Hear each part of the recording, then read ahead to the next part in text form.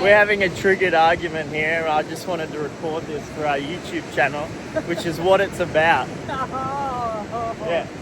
Are you doing this just to prove me wrong? No, I'm just taking action. That's what the masculine does. I'm like, let's just do a freaking video. Why are we resisting it? I'm saying that Yeah. sometimes we might feel a tiny bit resisting towards something. Yeah. And that can show up in a little bit of contraction or a little bit of shyness or a little bit of procrastination. And it seems all innocent and all like manageable. Yeah. But then you actually sit down, do the thing, and notice that the resistance is actually big. And all the little sensations you were feeling on the surface are actually hiding, it's just like signaling a mega boulder of density underneath the surface. Yeah.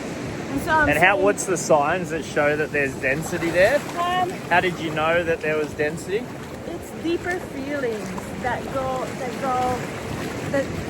for me that feel very visceral. Yeah. Enabling like stuff that blocks or stuff that makes you lose your sense of self or stuff that throws you into numbness. Yeah. Or all of a sudden you feel you go into resignation or you go into shame. It feels like really tired. And all of a sudden you're tired. Yeah. You yawn, get triggered, like all of that. Yeah. That shows the density under. Yeah. And then it's easier as well to dismiss that. Yeah. Because we can keep ourselves busy with everything else that feels a bit more peaceful, more in flow, more alive, etc., etc. Yeah. And then the boulder stays, and then it just keeps getting heavier and heavier. Yeah. And we miss out on those opportunities to heal and to reclaim those parts. Yeah. And those parts that actually want to express. Yeah. And that potentially are also called to express. And I think that, like you said, the flow will keep popping up. Yeah, because my argument was that eventually, if it's what our soul's calling us to do, which is to share and support people with relationships, is that we'll eventually do it when the timing's right.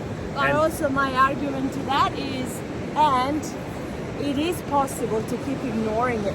And it is possible for Hence why I took the camera out and started recording. It is possible for people to spend a whole life ignoring the calling. Yeah. Simple as that. Yeah. So it's not that, to me, it's that where do the two meet? Yeah. Like, to what point is the timing might not be right for something? Yeah. And to what point actually the density is holding you back? Yeah. So what's your recommendation that we do? It's just keeping it, it's just inquiring and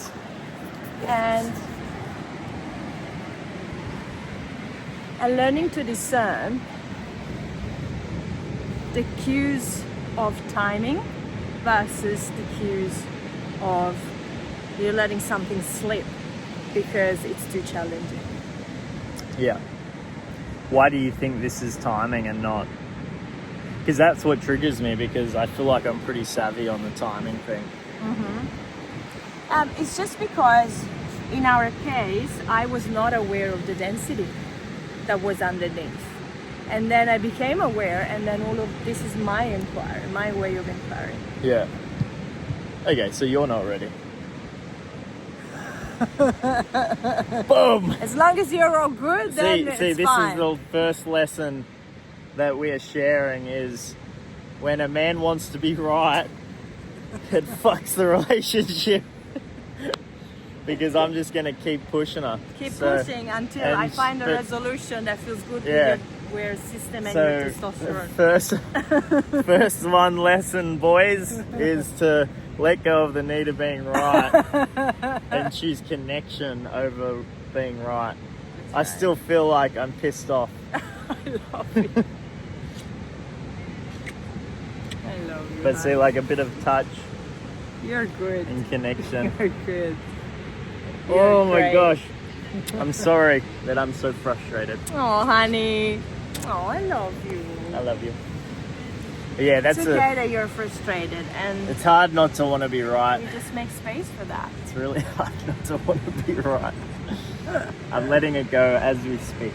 Oh, You know what would be good for that is jumping in the ocean. which is just right here. And look, Zora's, he's happy.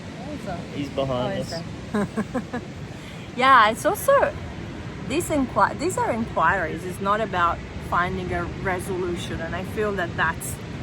I notice that sometimes when we go into these inquiries, there's a part of you that wants to find a resolution and wants to find a point, an arrival point. Yeah. But I just me, want you to see my point and like tell me I'm right. That's what yeah. So this is not about it. Yeah, I know. But I can say. But look that, what's happened through this conversation and the trigger. We've started the first video. That's right. It's perfect. And maybe this is a way of maybe we're working both through the right. density.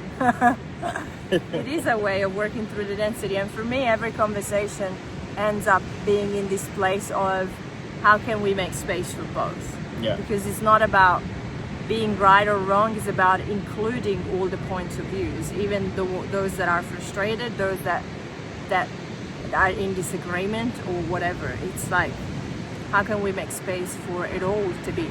Yeah. Because that's where the magic happens, in my opinion. Yeah. Yeah.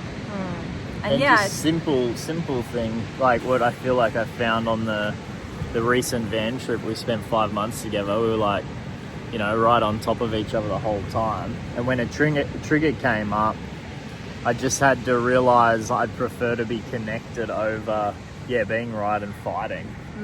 And then sort of in that choice, in that created space, that's right. for me to then go, oh yeah, it doesn't really matter. And then then all of the perspectives can be available, because when I'm in the trigger and I need to want to be right, I can't see other perspectives. But once I kind of go, no, you know what, I'm choosing connection first, then there's, and just even if it's just enough space to then go, what's more important here? Actually, now I can see your perspective. So you're not actually trying to prove me wrong. You're actually sharing your piece, which is the desire to get there, but do the work underneath. That's right. It's adding to the constellation. Yeah. Yeah. So, video number 1. If you like it, thumbs up. If you don't like it, tell us and give us a thumbs down. By the way, we didn't even give any context if we're actually using this one. We were talking about the resistance of putting videos online, because we've been together for 4 years. Yeah. And since the beginning of the relationship, on and off, depending on the seasons, there has been the calling to share about our relationship and our journey. Yeah. And we just took a video the other day, and it resulted in a lot of triggers. Yeah. And so I all of a sudden became aware of what I forgot was there. And this is what we were discussing about. And Chris was like, no, I think it's just timing. And I was saying, but it's the triggers. And now we're just making space for both. And we've also got a baby coming now, and I just felt like we want to keep it spacious. So we're like, we don't want to take on too much work, extra work and stuff. But it definitely feels like a calling. Yeah. It feels like something that, like, I'm really passionate about, you know, from my parents getting divorced as kids and being really messy and aggressive, to then having my own divorce, which was quite spacious and harmonious, to then meeting this beautiful, amazing, gorgeous woman that, you know, we've had huge challenging times, but also have found ways to overcome that and align and have a really beautiful relationship. Yeah. So wanting to just share some of that experience, or feeling called to share it. But like you just said, it's got resistance. And there's sneaky bits everywhere, you know? Even just like, oh my God, I'm about to start another one. Another trigger? Another point of contention. Oh yeah, okay. What's this? It's like, where... We'll see if it makes the cut. Where is the fine line between a healthy boundary, and you were talking about a boundary in time. We're having a baby, we want to keep it spacious, and that's totally true. Yeah. But also a boundary that can pop up out of fear, or out of wanting to protect a space, out of fear that something else would fill it real quick. Or maybe past experiences. Getting triggered. Yeah. Or maybe past experiences, because in our case, we had an experience of having the time filled up so much that it became overwhelming and we had to drop everything. Yeah. So it's like, where is protection and where is actually wisdom? Well, there's more context needed now, because I got a business with a team of 45, and when we started to step into this calling of relationship work, we started to build it out, and then I got pulled back into my business because I had to do a restructure. And you had the business going on, and you were very heavily involved. We had this new business, and we also were in the running a nursery. That came after. I'm just still talking, of course. We were in the most challenging period of our relationship, where we were having triggers literally every minute. And we were having this beautiful ability to push each other's deepest buttons. We're still together. Yeah, but like for... that also took a lot of space. Yeah, and fiery redhead, fiery Italian, perfect place to turn on the fire, a crucible. It was a crucible. So we, all of a sudden, the space was filled with our processes, with the business, and with another business, and then we started to create a retreat. We pulled in other facilitators, and all of a sudden we had all of these things, and it became all too much. Overwhelming. Capacity was completely gone, and the masculine, not just you, but like the masculine energy, when masculine knows that capacity is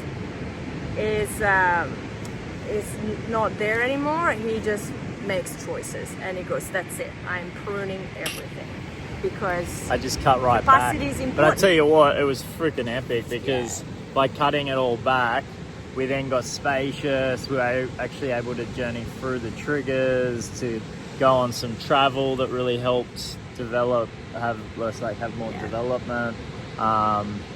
So I feel like beautiful things came out of beautiful things. So that's Absolutely. where we're saying timing. Yeah. And also, though, where does that experience left a bit of an imprint or a mark in the nervous system, and to what point the nervous system is pulling back that reality and having us feel guarded.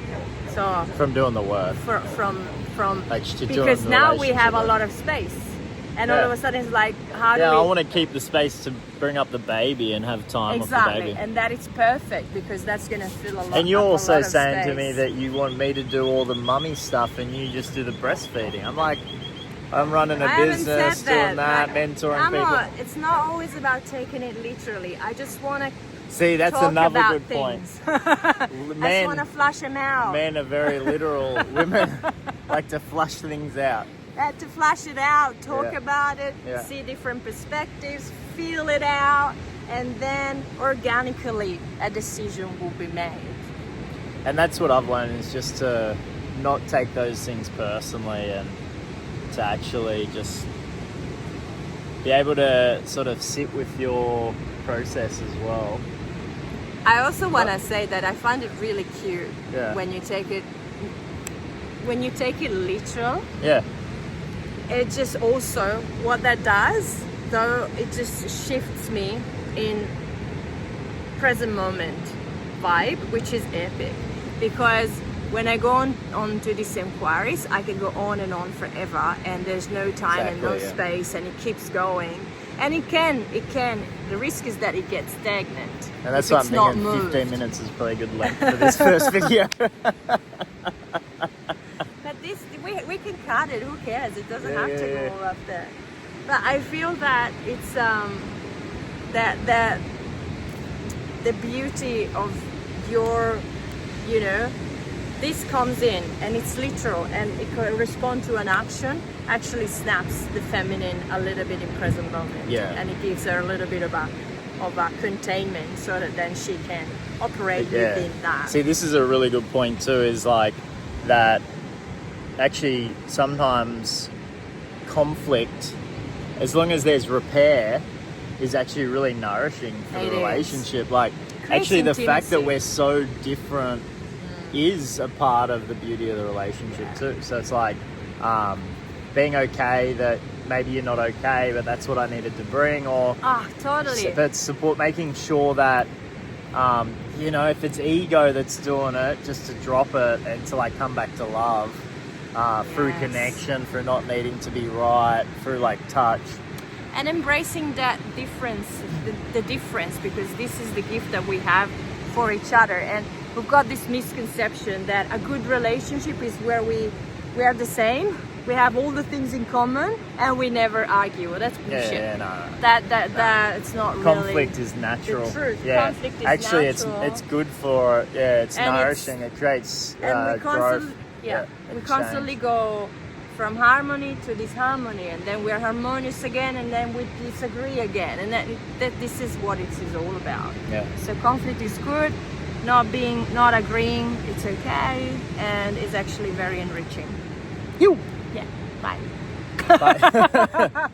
How about if you've got some comments, just post it in the comments below, so that maybe let us know where you've actually overcome triggers and what you guys do, if anyone actually ever watches this video. Ciao. Ciao. And hit subscribe because it's really good for our channel.